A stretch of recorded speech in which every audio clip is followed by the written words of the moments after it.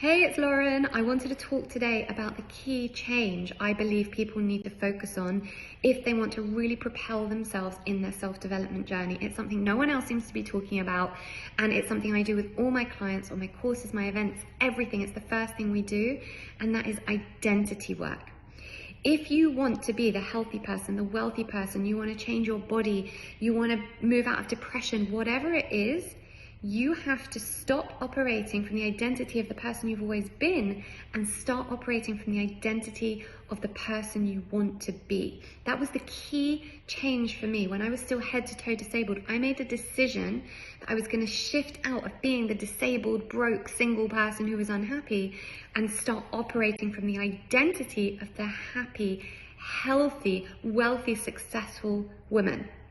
That was the key shift for me, and it came by making a change in all the small everyday decisions, not the big huge decisions, the what am I going to eat today, who am I going to associate with, what thoughts am I going to keep.